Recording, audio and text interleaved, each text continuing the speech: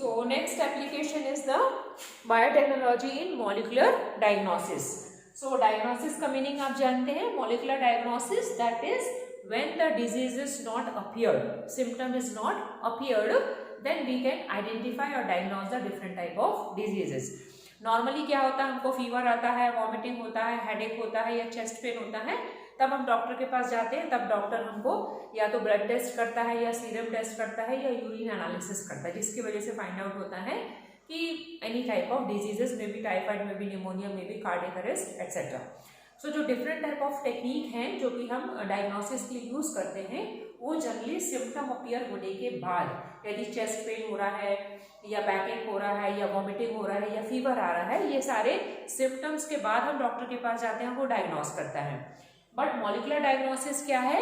Before the appearance of symptom we can identify or diagnose the diseases. Okay, अब यहाँ molecular word लगा हुआ है. मॉलिकुलर का मतलब डीएनए, क्योंकि नॉर्मली क्या होता है, जो भी डिजीज यदि होने वाली होती है तो उसका कहीं ना कहीं जीन्स यदि जेनेटिक डिसऑर्डर है वो, तो अपीयरेंस उसका होता है. ठीक है, तो डीएनए में होने वाले चेंज को पहले से ही हम आइडेंटिफाई कर लें ताकि वो क्रॉनिक फॉर्म में ना जाए, अर्ली डायग्नोज हो जाए, तो उसका प्रॉपर हम डिटेक्शन करके ट्रीटमेंट दे सकते हैं. ठीक है, so molecular diagnosis is the diagnosis or diagnostic technique in which we can identify the disease before the appearance of a symptom. Okay, so there are three type of technique. Number one is recombinant DNA technology. Recombinant DNA technology. Second is PCR, that is polymerase chain reaction, and third one is ELISA. So what is ELISA? It is an enzyme linked immunosorbent.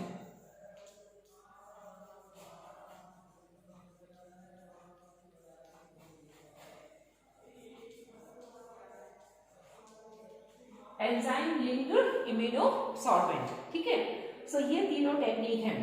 So recombinant DNA technology के बारे में हमने बहुत अच्छे से पढ़ा है.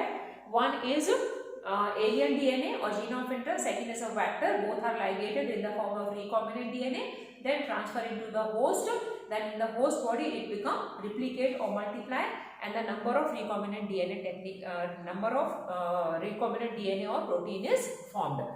So इस तरह से जब हम recombinant DNA टेक्नोलॉजी पढ़ रहे हैं तो डीएनए में कौन कौन से बेस पेयर्स हैं, कौन से पैलिंड्रोमिक सीक्वेंसेस वो आइडेंटिफाई कर सकते हैं, कोई डिफेक्टिव जीन्स तो नहीं है, किसी जीन्स का प्लेस तो चेंज नहीं है, ये सारा कुछ रिकॉम्बिनेंट डीएनए से हम पढ़ सकते हैं, तो जेनेटिक डिसऑर्डर्स को फाइंड आउट कर सकते हैं.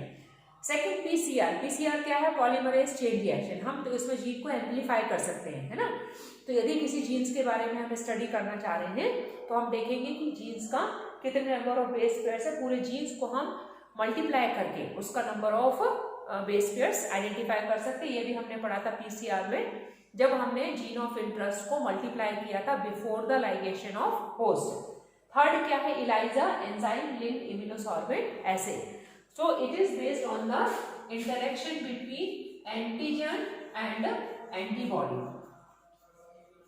Antigen antibody interaction.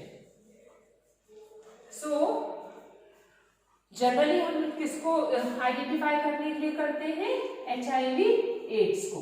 ठीक है, सो जो एड्स पेशेंट होता है वो HIV पॉजिटिव पहले होता है.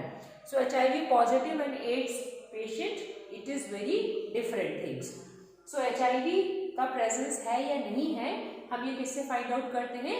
इलाइजा से, that is enzyme linked immunosorbent assay से. तो यदि उस पेशेंट के पास या उस पर्सन के पास ये पॉजिटिव चीज है, वो पॉजिटिव चीज है मतलब एंटीजन है, तो वो एंटीबॉडी से इंटरेक्ट करेगा, है ना. तो एक्चुअली किस प्रिंसिपल पर बेस्ड है? एंटीजन एंटीबॉडी प्रिंसिपल पर बेस्ड है. तो यदि किसी भी तरह का पैथोजन उसके पर्सन के बॉडी में है, टाइफाइड का है या मलेरिया का है या निमोनिया का है, वो एंटीजन इस एंटीबॉडी से इंटरेक्शन शो करेगा और हमको सिम्टम्स अपीयर होने से पहले ही बता देगा कि वो डिजीज होने वाली है. सो ये एक नॉर्मल रूटीन चेकअप होता है जिसमें हम पीसीआर, रिकॉम्बिनेंट डीएनए टेक्नोलॉजी या इलाइजा करवा सकते हैं, जिसकी वजह से आने वाला जो डिजीज है वो हमको इनिशियल स्टेज में ही फाइंड आउट हो सकता है और हम उसको प्रॉपरली ट्रीट कर सकते हैं. Okay, so this is the application of biotechnology in molecular diagnosis. ठीक है, नेक्स्ट हम स्टडी करेंगे genetically modified organism, that is GMO।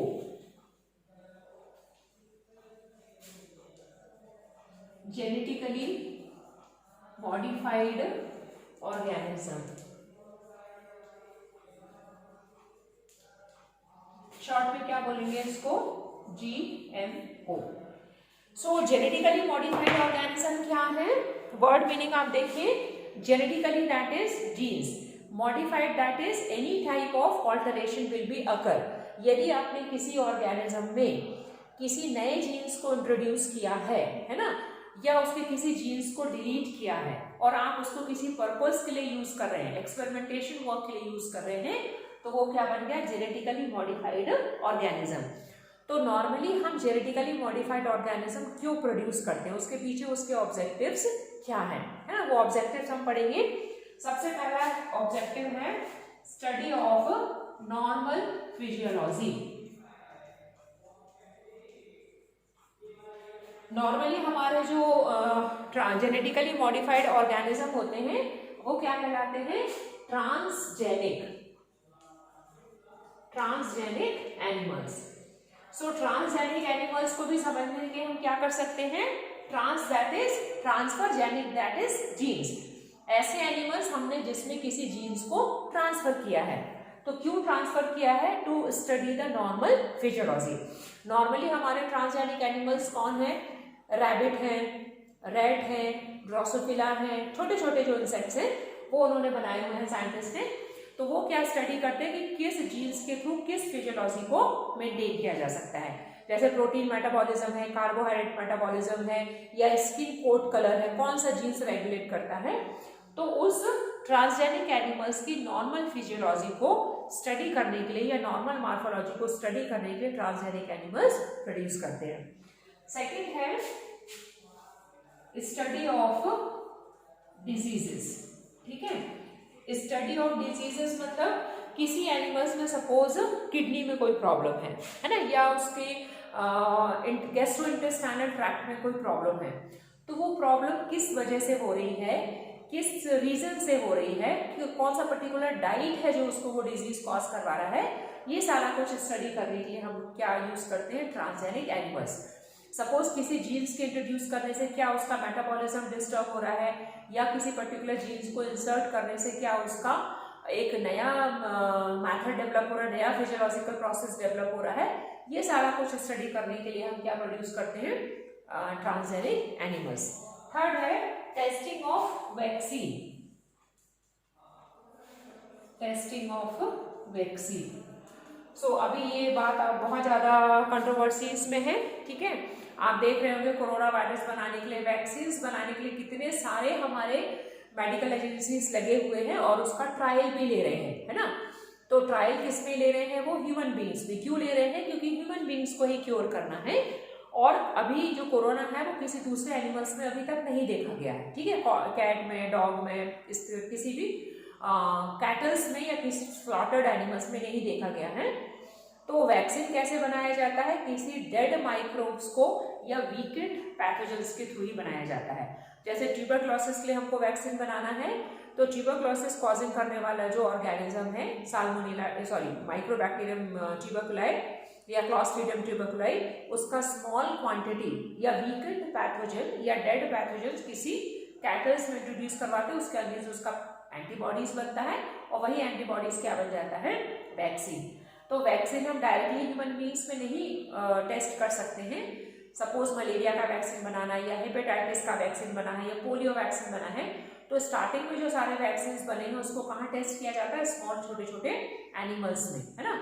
आपके मैमल्स में डॉग हो गया, हॉर्स हो गया, पिग हो गया, है ना, और फ्रॉग हो गया, या माइस हो गए, ये सब में हम टेस्ट करते हैं। तो ट्रांसजेनिक एनिमल्स हमने क्यों बनाए हैं, वैक्सीन को स्टडी करने के लिए। यदि वहाँ ट्रायल सक्सेसफुल हुआ तो हम ह्यूमन बींग्स में ट्रायल कर सकते हैं। तो अभी कोरोना वैक्सीन हमारे उसमें चल रहा है कि ह्यूमन बींग्स में ट्रायल हो रहे हैं, और हो सकता है नियर बाय दिसंबर तक एक सक्सेसफुली हम कोरोना वायरस का वैक्सीन ले सकते हैं और उसका ट्रायल भी देख सकते हैं। ठीक है, सो एप्लीकेशंस ऑफ बायोटेक्नोलॉजी हमने देखा किसमें, ट्रांसजेनिक एनिमल्स में, that is genetically modified organism में। ओके, ओके, नेक्स्ट क्लास में हम स्टडी करेंगे bio patent and bio piracy.